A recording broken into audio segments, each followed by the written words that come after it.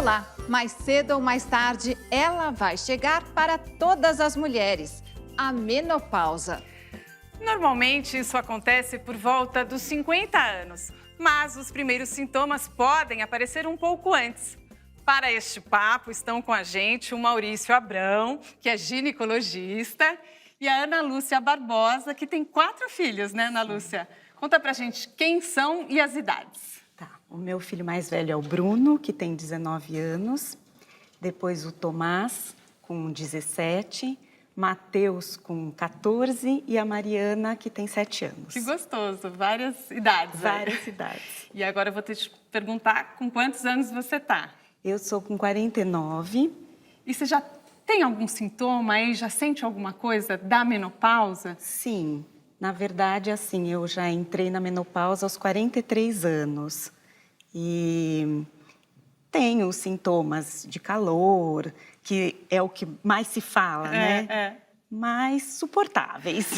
Com 43, você disse? 43, A gente sim. pode considerar que foi precoce a menopausa dela, doutor Maurício? Não, Mariana. O conselho de menopausa precoce é quando aparece antes dos 40 anos. Aliás, menopausa é um fenômeno, climatério é um período. Então, menopausa é a última menstruação, depois que a mulher fica 1 ano sem menstruar, no período do climatério e fora da gravidez. E esse período, então, começa lá pelos 40 anos, esse período do climatério? Isso tem uma super discussão no mundo inteiro. Tem gente que fala que vai dos 40 aos 55, dos 45 aos 55. Há quem fale até que começa antes dos 40 e vai até perto dos 60 anos de idade. Então, isso tem uma flexibilidade de conceito. O que importa é que esse período que rodeia a última menstruação, que é a menopausa, é o período que aparecem os sintomas, as ondas de calor, irritabilidade, insônia, às vezes depressão, tudo dependendo da diminuição do estrogênio, que tem uma ação nos diversos sistemas do organismo da mulher. E então, no seu caso, o primeiro sintoma foi a suspensão da menstruação? Como é que foi? Não, na verdade, começou com a menstruação espaçando, quando eu estava nessa faixa dos 43, e depois, mais para frente, recentemente, ela simplesmente parou.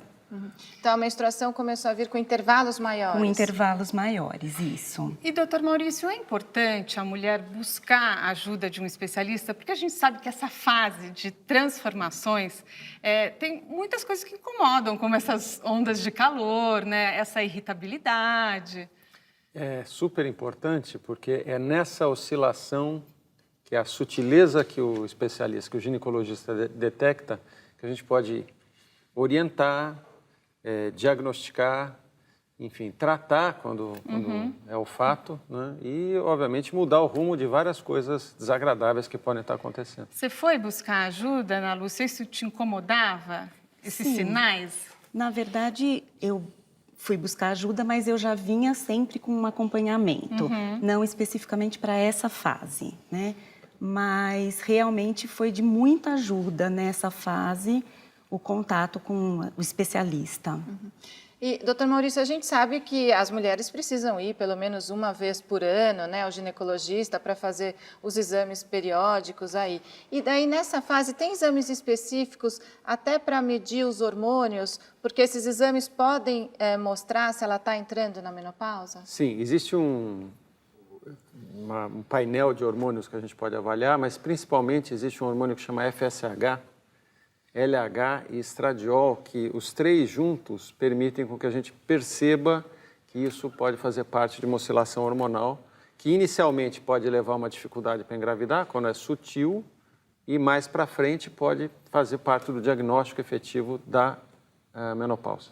E, Ana Lúcia, qual o tratamento que você fez para aliviar esses sintomas? Então, na verdade, inicialmente eu não fiz nenhum tratamento, porque esses sintomas, para mim, pessoalmente, não eram excessivos.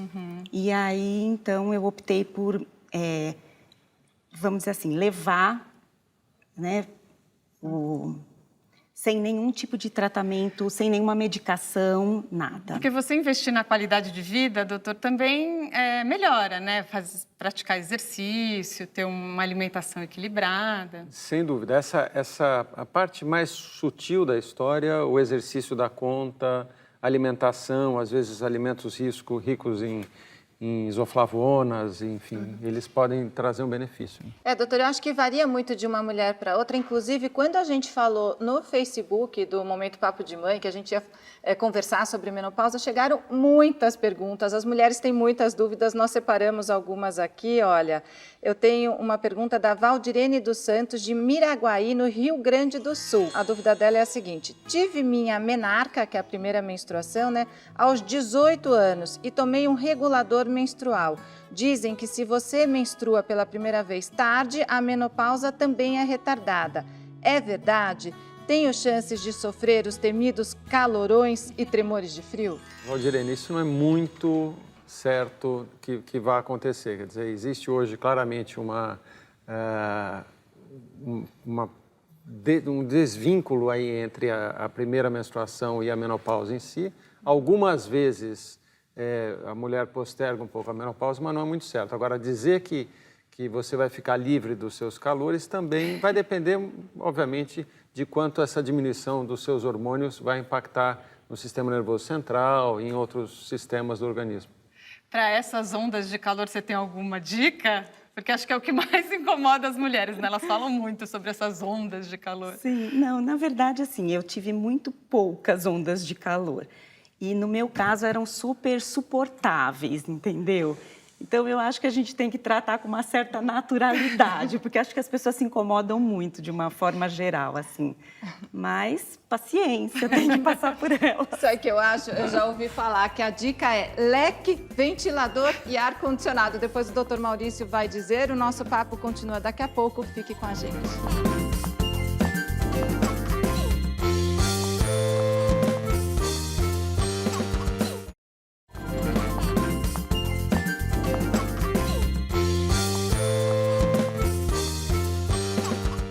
O Papo de Mãe sobre menopausa está de volta e agora a gente recebe a nutróloga Ana Luísa Vilela.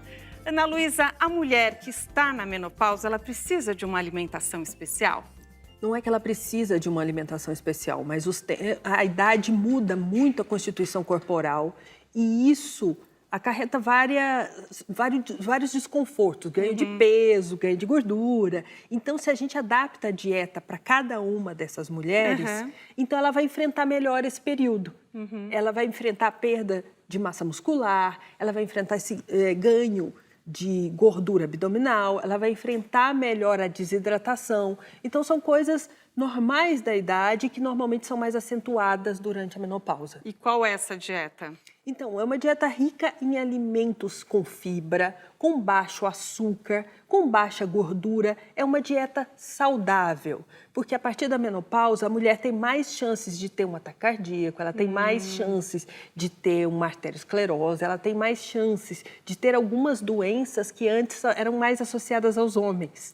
Então, quando a gente tem uma dieta saudável, e um exercício físico regular que faça a gente manter a massa magra, é muito mais fácil da gente ter uma longevidade, uma saúde maior nessa fase. Ana Luísa, eu quero aproveitar e trazer a pergunta da Jéssica Gigliotti, nossa telespectadora de Indaiatuba, São Paulo.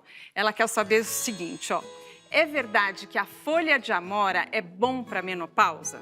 Então, a folha de amora está sendo muito estudada como um ótimo fitoterápico. Não é para todas as mulheres, não substitui os tratamentos convencionais, mas hoje em dia tem muita gente falando que o chá da folha de amora ajuda.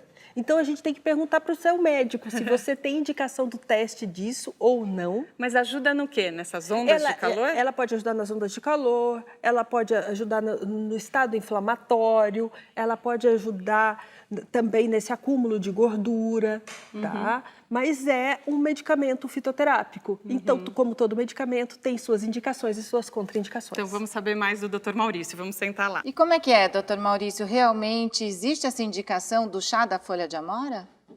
todos esses recursos alimentares, complementares, eles são sempre positivos, né? Porque trazem um benefício a mais com um risco mínimo para a paciente. Você chegou a tomar? Não. Não?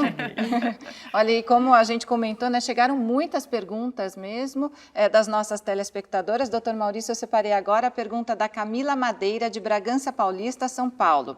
Ela tem a seguinte dúvida: quando a mulher tem ovário policístico, os sintomas se agravam? É preciso fazer reposição hormonal? O que fazer? Isso é uma situação que não tem relação com a menopausa em si, mas quando a mulher tem múltiplos cistos no ovário, que caracterizam o ovário policístico, ela vai precisar restaurar o equilíbrio hormonal dela e muitas vezes tomando um pouquinho de progesterona na segunda fase do ciclo menstrual ou usar uma pílula anticoncepcional também, que é um recurso terapêutico. Mas isso não tem vinculação com a menopausa. E, doutor, tem contraindicações dessa reposição hormonal? Todas as mulheres podem fazer ou não? Isso houve uma revolução, Roberta, nos últimos anos aí, em termos do papel da reposição hormonal para a menopausa. Antigamente, vamos dizer, uns 15 anos atrás, se falava que o estrogênio era o grande vilão. E aí, o papel de vilão de estrogênio, ele passou um pouco para a progesterona. Hoje está bem estabelecido que a reposição hormonal, muitas vezes, ela é indicada, vale a pena a gente saber se não tem riscos de câncer de mama, de câncer de útero, mas a indicação, muitas vezes, é precisa, porque trata o sintoma e muitas vezes previne algumas doenças. Por exemplo, quem faz reposição hormonal tem muito menos osteoporose, tem uma certa proteção para doença cardiovascular, até câncer coloretal diminui o risco. A Ana Lúcia faz alguma reposição hormonal? Atualmente eu estou fazendo. Inicialmente não fiz, mas há 1 ano eu estou fazendo. Doutora Ana Luísa, e o hormônio, a reposição hormonal, também pode ajudar nesse equilíbrio do corpo para não engordar? Sim, é como a gente diz, é uma reposição. A gente está simulando aquilo que ela tinha e que ela está perdendo. E, Ana Luísa, tem alimentos específicos? Porque as mulheres, nessa fase, reclamam muito do cabelo, que fica mais fraco, da unha, da pele, que não tem mais o mesmo viço. Tem alimentos específicos, mas os alimentos, se a gente for citá-los, é muito simples. São frutas, legumes, verduras, a gente evitar carboidratos. Uma alimentação saudável. Bem saudável e rica em fibras. Lógico, existem suplementos hoje que podem ser usados? Sim. Só que eu tenho muito cuidado e critério para falar nesses suplementos. Suplementos são para pessoas que não conseguem comer aquilo na alimentação. A gente só suplementa aquilo que a gente não consegue ter.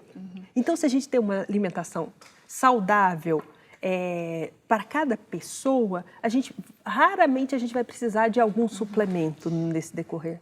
Então, o que a gente aprende é que precisa ser bem individualizado, né? Eu quero agradecer vocês por terem vindo, por tantas informações importantes. Doutor Maurício, obrigada. Quer deixar algum site? Não, obrigado, foi ótimo estar aqui mais uma vez com vocês. O meu site é drmauricioabrão.com e também Dr. Maurício Abrão é o Instagram. Tá ótimo. Tá bom? E você, Ana Lúcia, obrigada. Eu que agradeço. Obrigada. Ana Luísa, quer deixar redes sociais também? Como dele, DRA Ana Luísa Vilela, que é o site.com.br, é o site, e também são as redes sociais. Obrigada a todos. Olha que importante a gente ficar sabendo sobre as transformações no nosso corpo para passar por essas fases da melhor maneira possível. O Momento Papo de Mãe sobre menopausa fica por aqui. Até a próxima!